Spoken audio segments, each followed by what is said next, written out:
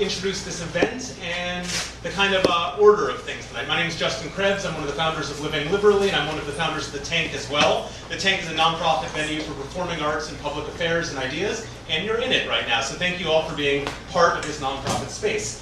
Tonight's forum is going to feature two candidates, one at a time. This is not a debate. This is a chance for each of them to talk to the members of our different organizations, the different grassroots progressive groups, about the issues important to us and the issues important to them as they compete for the role of controller. Questions have been submitted in advance online as well as by index cards tonight, and some are still coming in. And I will be moving through those questions and combining some of them where appropriate to try to get at what the heart of the general mood and feeling of our several organizations has been about what's important. Each candidate will have about 30 to 35 minutes, and we're going to start each one with a 3-minute opening introduction that he can use however he wants, a series of questions, and a 2-minute closing, but I'll let you know when we're getting close to the closing. We are being videotaped. That was the last thing that I want you to know. It's not a live stream, but it will be posted afterwards on the Democracy for New York City website. And if you are a member of DFNYC, their endorsement vote will begin tonight and be open for the course of the next week. That is all of the ground rules. You'll hear me say them again in 35 minutes. I'm going to try to encourage our candidates to keep their answers relatively brief so we can get through a lot of questions, because you all had a lot on your minds. And with that, I want to welcome somebody who has been a friend of the Tank over the years and has probably been coming since it opened. The Borough President of New York and candidate for Comptroller, Scott Stringer. Thank you.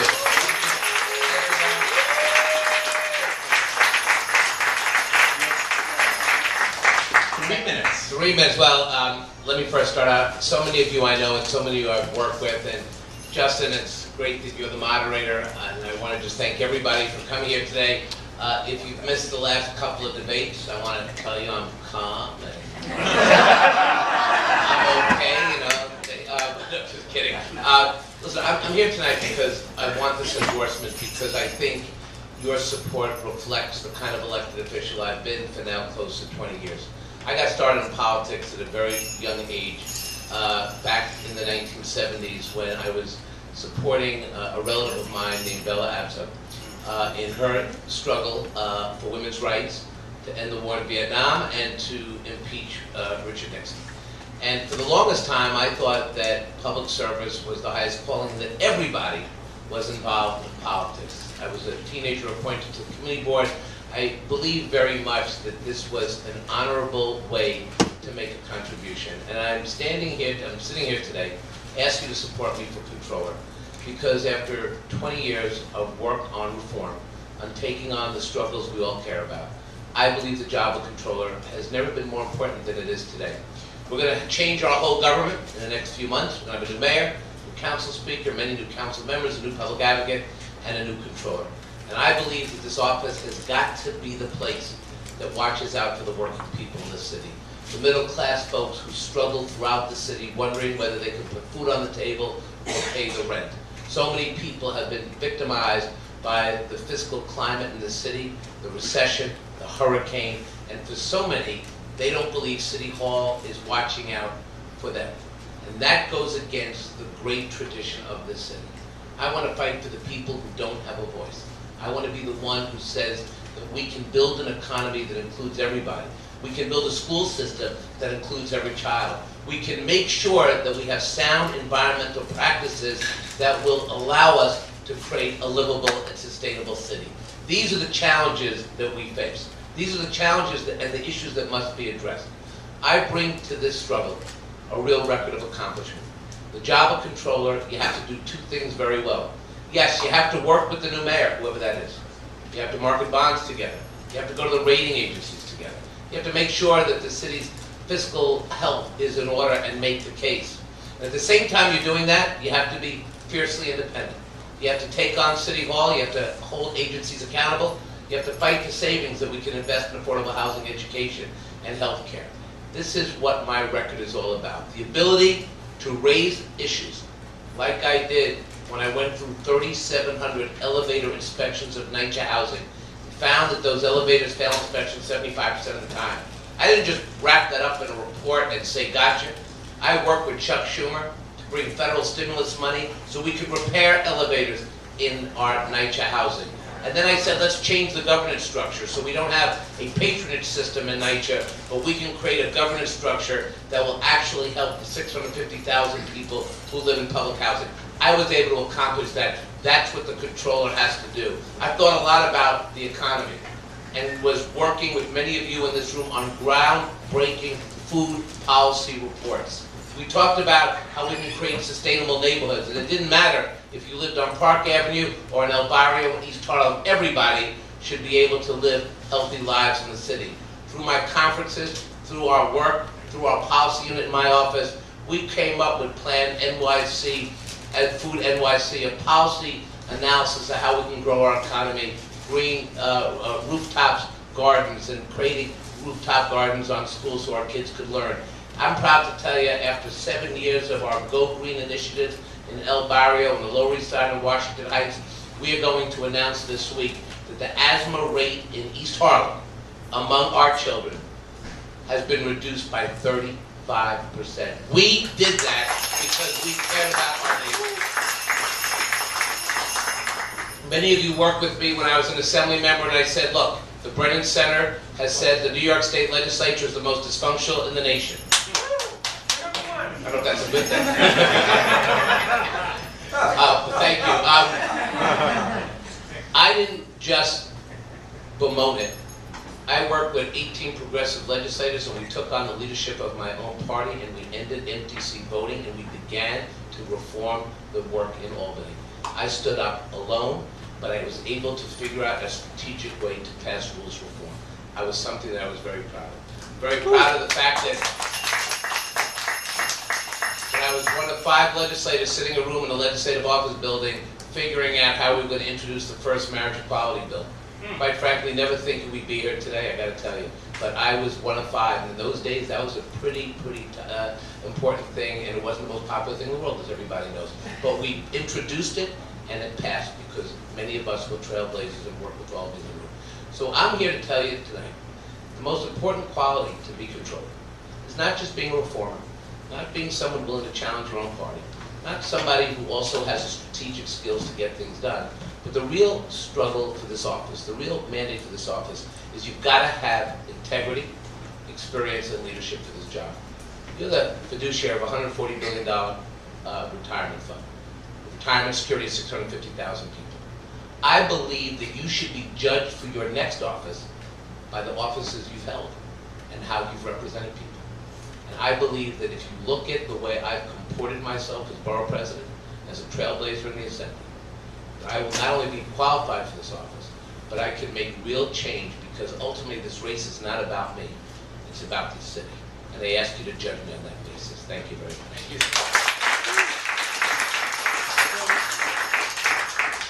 Obviously, your record as a borough president, your record as a member of the assembly, I think a lot of people in the room are familiar with, as are your goals for the city.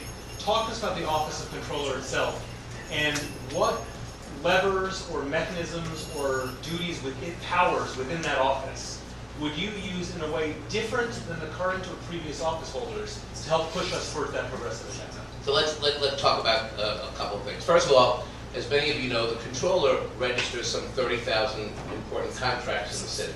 And from time to time, the Comptroller will raise a red flag, whether it's city time or Snapple, as Bill Thompson did, to say, hey, wait a minute, I feel uncomfortable with this contract.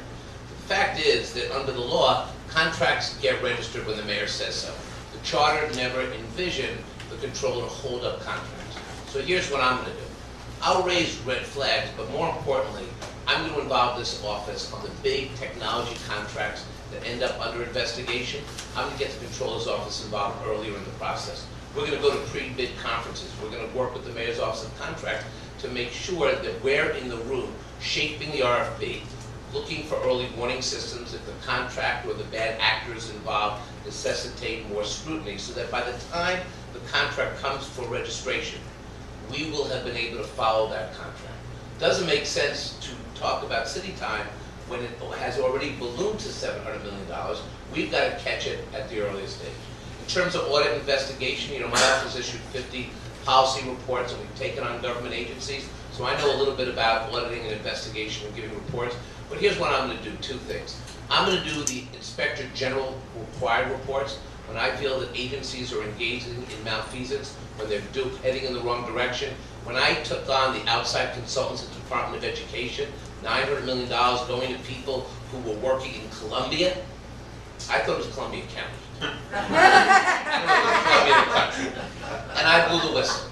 Well, here's what I'm going to do. I'm going to go do a top-to-bottom review of the Department of Education. Every dollar that we save and we expose must go back to the classroom so that we give our kids a fighting chance. That's the kind of auditing I'm going to do. But I'm also not just going to do a press release.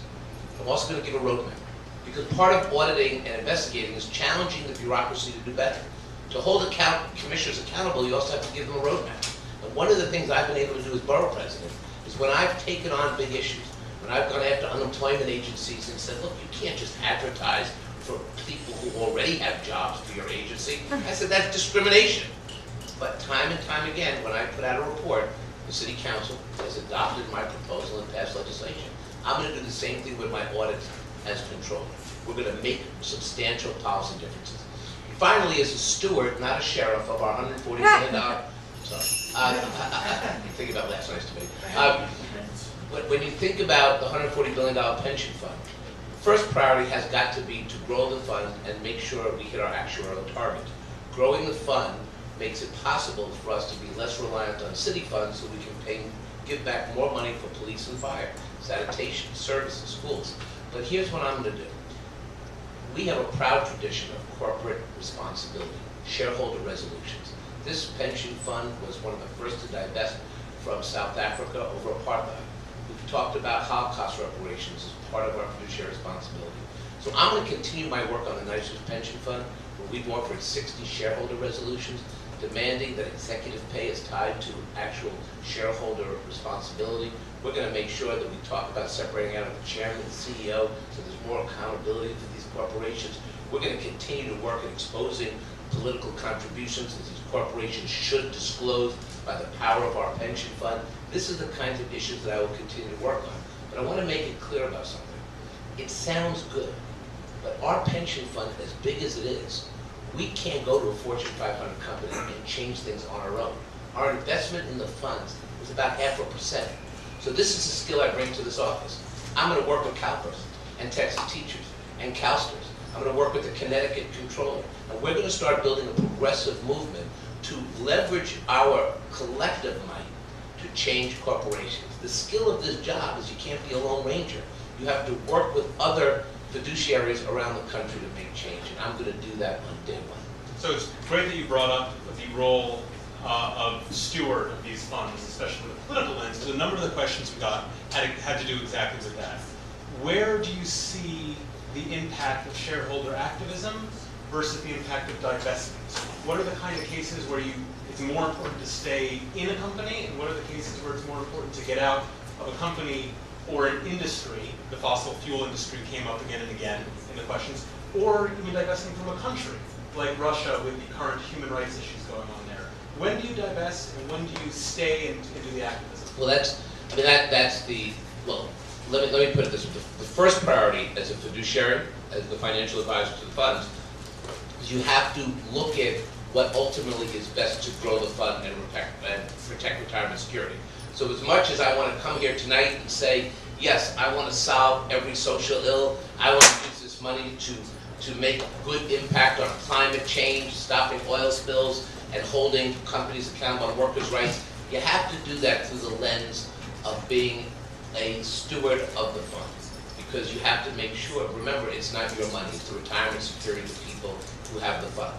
But through that work, you have an opportunity to grow the pension fund, because it's pretty obvious that if you get companies to perform better, if you get companies to stand up in terms of environmental work or workers' rights or social justice issues, that company's going to perform better.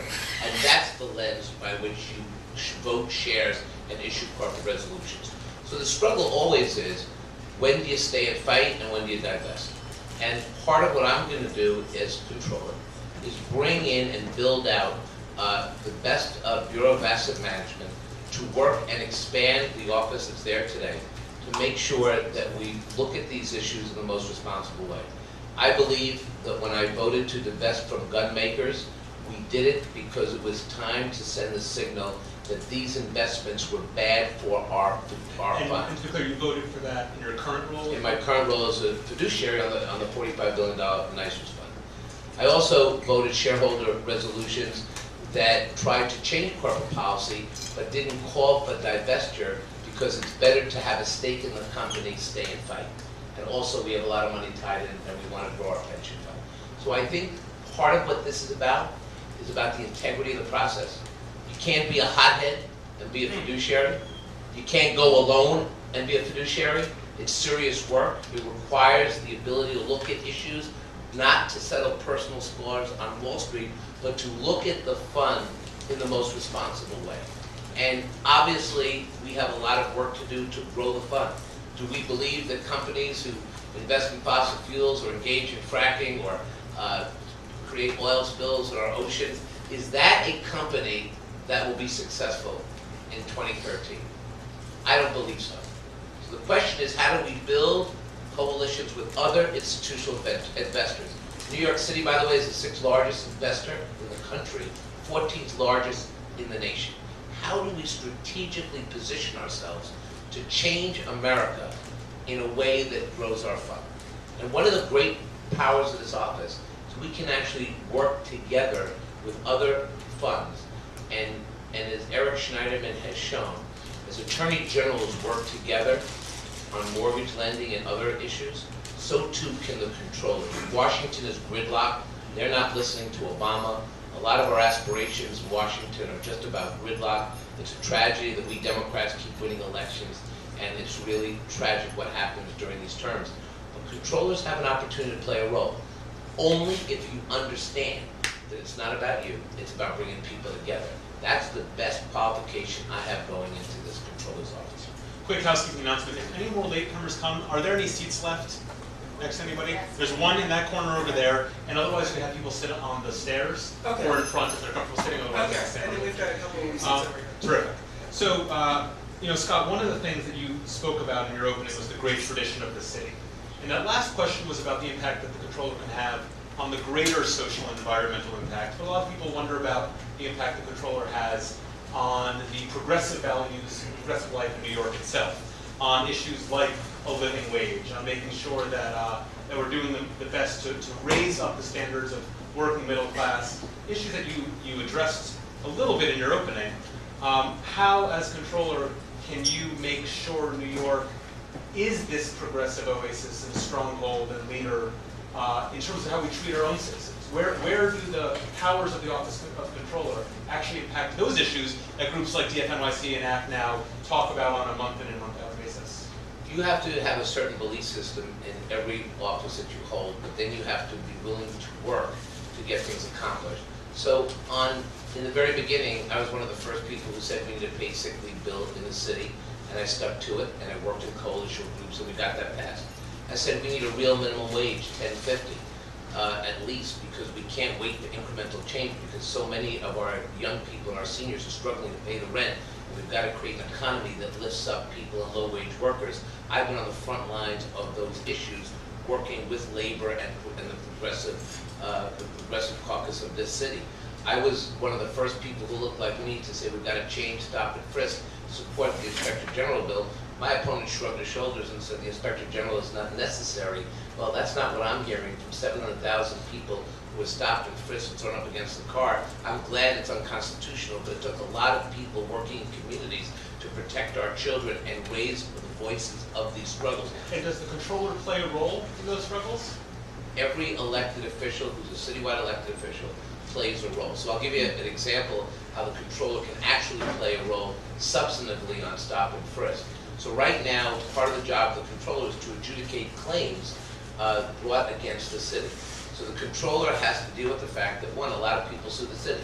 Some people sue the Health and Hospitals Corporation for malpractice, but a lot of people have been suing the NYPD. In fact, our claims against the city has grown to $600 million a year in terms of payouts. It's projected that by FY17, it's going to go to $800 million. Most of those claims are against the NYPD. So the first thing I'm gonna do when I become controller and I look at that department, I'm gonna analyze where within the police department are these claims coming. In LA, they looked at every precinct for the same issue, claims against police, police brutality, stop and frisk, and found out that in all the precincts, there were 2 precincts where most of this was happening. So they actually went in, worked with the police, and reduced the claims. HHC, Health and Hospitals Corporation, has undergone risk management techniques to reduce the claims against HHC. But the police department is spiraling. And I'm gonna do what in New York, what they did in LA, what they're talking about doing in Portland, to figure out a way not just to be a safeguard of our money, reduce claims, but also showcase how we can improve police relations, especially in light of the unconstitutionality of stop and frisk. Now, the groups that hosted tonight's forum are all grassroots progressive activist groups. And you, as you referenced, in the assembly, back when you were fighting for reforms, DFNYC was there. I think as borough president, you've obviously done food justice events with groups like ours. A lot of candidates see the value of progressive grassroots groups, but a lot of elected officials don't quite know how to engage with groups like ours in terms of governing. What would you want Act Now, Living Liberally, DFNYC, and the other groups around the city, what role can they play in helping a progressive controller govern?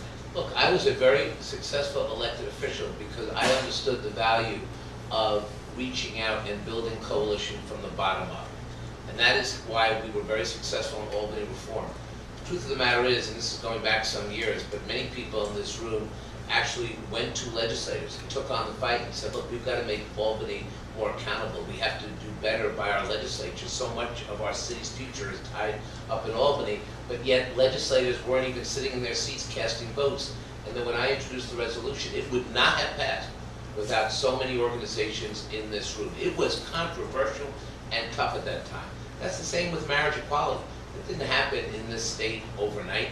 There were groups that came together and said, we're going to stake out a claim here. The same is true with housing and tenants' rights. Do you think anyone would have an affordable apartment if it wasn't for the fact that tenants band together? Mitchell, I'm a tenant, the tenants live in rent stabilized apartments. That has been how my formula for success. And finally, as borough president, when we started talking about how we could create sustainable communities in some of our most economically challenged neighborhoods, I came to the food community and said, let's begin to talk about a Food NYC plan that demands a commissioner of food and markets. That speaks about bringing the food supply closer to home. We spent so much money bringing fruits and vegetables from Washington State. Why can't we access fruits and vegetables from Washington County and change the way we feed people in this city? That has been something I've worked on with all of you for the last 5 years. And that is something that I think is part of our economy. But you're right, Justin, it's all about us working together. You know, elected officials who live up here but never come down here never accomplish true economic justice because they couldn't work and have the patience to work with people in the communities. And I think through my community board reform effort, where I depoliticize the community boards, where I put more diverse people on community boards, younger people on the community boards, I think that has been the model of urban planning. And I'm an urban environmentalist. I don't canoe, I don't kayak. It's not my thing, you know. But maybe you've noticed. But And you don't want city bike, as we learned last time. and I don't ride city bikes. So Yes. what? Yeah. So what do I do? I'm an urban environmentalist. I care about the food supply. I care about how we're going to feed people. I think the more we deliver healthy food to communities, regardless of income, we're going to create an increased lifespan. You know, many of you know me before I was married and before I had 2 kids, but I have to tell you something. Parents are struggling. They can't get the healthy food they need for their kids. And it's all changed. You know, when I was growing up, you know, my mother prepared, like many of you, you know, the healthiest meal possible. It was 2 pieces of white bread and an Oscar Mayer bologna and throw a banana. And that was the healthy meal back then. I'm not going to say 60s. What can I get away with? But the truth is, we learn more now. We don't feed our children cheese doodles and bologna sandwiches. We have to think about how we can make them healthy. But in so many communities, they don't have access to this food. They don't have that. And as a result, the children who can't get access to healthy food or access to health care will not do as well in school and will not have productive lives. I want to take this economy and build it out in the Comptroller's office. I want to think about high-tech jobs and how our children can access this growing industry. 60% of high-tech has grown in the last 10 years. This is the future of New York City. But you know what the entrepreneurs are telling me as we've worked on this issue? Our kids are not trained to be programmers and coders that pay $60,000 and $70,000 a year jobs. We spend so much time teaching to these ridiculous tests. We have not prepared our kids for jobs, at least for real careers. That's got to change. So another question that comes up from a progressive activist audience a lot has to do with Wall Street. A lot of people in this room were probably occupying Wall Street almost 2 years ago this time, and would chant things like Main Street, not Wall Street. At the same time, as Comptroller, one who is overlooking the fiduciary success in our city might say we need Wall Street. It plays an important economic role. The question is, what role should Wall Street play? How do you talk to a progressive audience about the role Wall Street needs to play? And how do you answer any concerns people have that you won't be hard enough on the industry that many of us view as having had a disruptive impact on our economy? Look, progressives, especially the Occupy Wall Street movement, understand that we have to create a progressive economic economy, that we have to build out our communities. You know, when Occupy Wall Street movement was created in Lower Manhattan, a lot of elected officials wouldn't go to the demonstrations. A lot of the elected officials wouldn't dare go to Zuccotti Park. A lot of elected officials shied away from whether, in fact, people have the right to protest. I was the elected official that stood with Occupy Wall Street, the first to go to a demonstration, or one of the first to go to Zuccotti Park, and worked very hard with members of Occupy Wall Street to make sure that nobody got hurt. I said to the Bloomberg administration, stand down on the night that they were going to come in and rip it apart, and I was on the front lines, and that was something that I did. Look, the reality is that there's a lot of corruption on Wall Street, and there's a lot of bad actors. And obviously, I don't support this. I do not come from an ivory tower. I didn't inherit $1 billion corporation, but I'm also not going to settle those scores on Wall Street. This job is not to be the Attorney General. This job is not to be a prosecutor. This job is not to be somebody who works outside the office and jeopardizes the retirement security of a $140 billion pension fund. So I stand here tonight as a progressive, to champion the issues and causes, but I'm not going to get overheated in this job in a way that jeopardizes what the real role is. I think that the way Eric Schneiderman comports himself, the way he's been able to take the fight in a constructive way, is what I want to do. You know, part of what I think the difference is between my opponent and I is that when you have an opportunity to hold high public office, and you want to hold the Wall Street people accountable, and you want to talk about Citizens United because you want to end money in politics, and you are the person who's advocated for campaign finance reform, but yet you don't participate in the campaign finance program, that's hypocrisy. When you are passing tough laws to put people in jail, but at the same time you're money laundering and wiring money into shell corporations, I got a problem with that, because there can't be two standards of justice, one for the very rich and one for the rest of us. That is not right, and it's not going to work in the city. If you want to have credibility to go after Wall Street, then you got to be somebody who is beyond reproach, because they're going to laugh at us if we continue to elect people who have already violated the same laws that they want to hold other people accountable to. I don't think it works, in my humble opinion.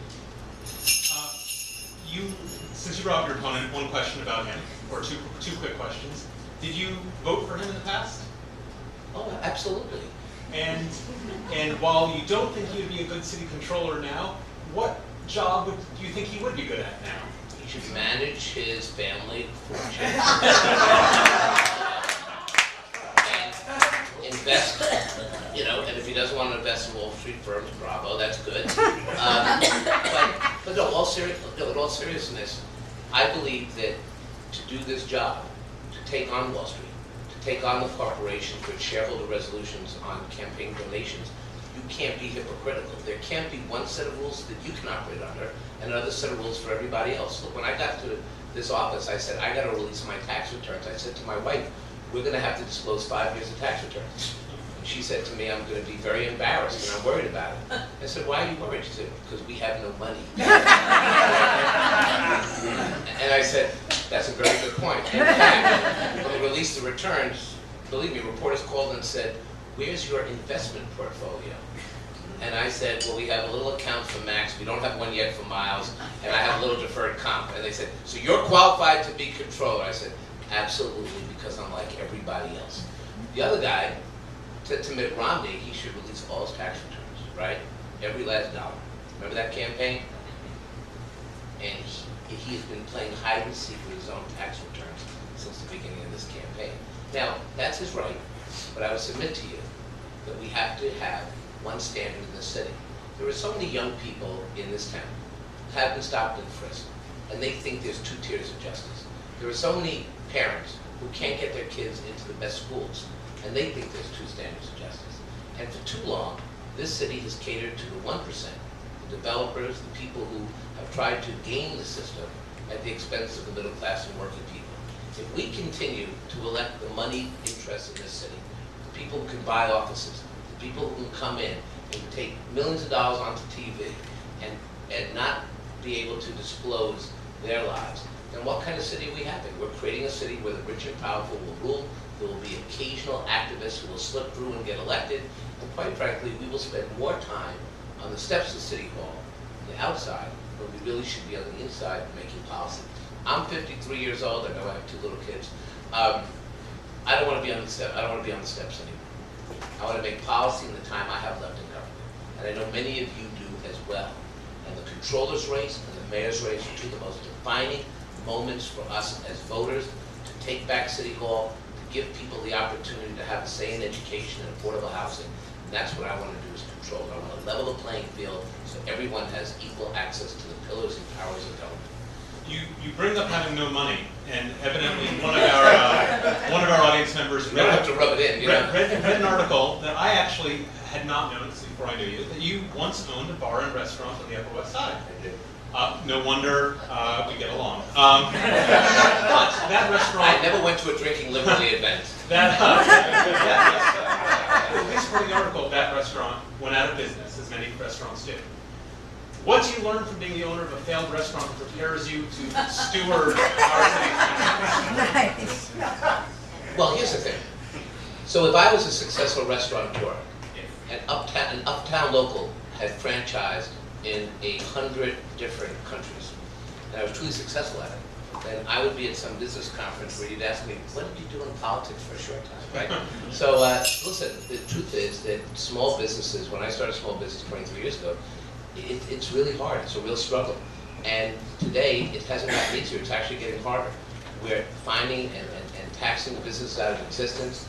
We look at small business investment as a way of taking money and putting it into the general city fund. And I think we have to be kinder to our small businesses. We have to encourage entrepreneurship. It doesn't matter whether you start something and it doesn't work. We want people to start something, but we don't want to put people out of business before they get going. And that was a lesson I learned 23 years ago, how tough it is. And that's why I spent so much time thinking about ways to grow business, to grow the economy. That's why when we announced our plan as controller about how we should market our service economy in foreign countries internationally, the reason we do that is because we also want to hedge these companies from another recession. And I think that's something we should focus on. I'm sorry I never made it to Uptown Local. You, Justin, would have liked it. I would have enjoyed it. But I don't think you were born. We are at the just about the end of our time. We've been together for a little over 30 minutes, and I appreciate that. So I'm sure everyone has more questions that you'll just have to find the borough president elsewhere on the campaign trail to ask. And in your final 2 minutes, what else do you want to add? Close out with however you want to spend the final 2 minutes. Sounds so. So a lot of you have known me a long time, and you know of my work, and you certainly know of my record. And I hope I was able to shed some light on some of the priorities I have as a controller. I've enjoyed working with many of you, but I guess the way I would, end conclude tonight is to tell you that I do believe that there is a real struggle we're going to have to engage in. We're going to have to support the middle class and support those that aspire to it. people who really built this city, starting in the 1970s during the city fiscal crisis, are the ones that are being pushed out. The artists, the filmmakers, the creative people who move into neighborhoods and help build them up. The speculators follow and chase people away. I do think we need to have more community-based planning. I do believe that the Comptroller has to look at the economy of the city, post-Wall Street, figure out ways to grow and create jobs. That's going to be the defining moment for the city. We've got 8.4% unemployment rate, but I got to tell you, it's 11 or 12% in the Bronx, and among African and Americans and Latinos in the city, it's upwards of 20%. You talk to young people who are doing the right thing, going to school, trying to get ahead, and there's no summer jobs for them, there's no opportunity for them. We seem to be closing our eyes to the fact that, yes, we can help the ones who have perfect families and perfect opportunity, and I will support those kids because we got to get them to where they have to be. But this struggle in our city now is to make sure that we represent all of our children. That's why we're here tonight. Because at the end of the day, the generations that follow us should have an opportunity to succeed.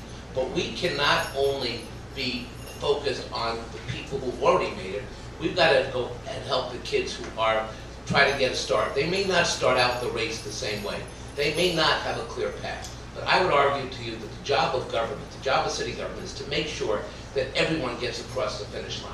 That's why we have to reform the Department of Education. That's why we have to build a progressive coalition that's going to focus on these issues. I don't want to lead, I want to work with. I will lead when you ask me to lead, but more importantly, I want to work in coalition with progressive groups, with progressive elected officials. This is going to be a tough struggle, but we've got to get there. You have always, so many of you have been a source of strength to me in the struggles that we've worked on together. I need you in this fight. I'm going to be outspent. There's no limit to what this guy can spend. Trust me. But I will tell you, every once in a while, a candidate builds a coalition, a labor coalition, a progressive coalition, a coalition that includes the National Abortion Rights Action League, now New York City Planned Parenthood, Kristen Gillibrand, Jerry Nadler, Hakeem Jeffries, a multiracial, intergenerational coalition can beat the money interests in this city. Help me do that. We will build a real political movement if we win this one. And I ask you for your support. Thank you very much. Mr. Borough President Stockton.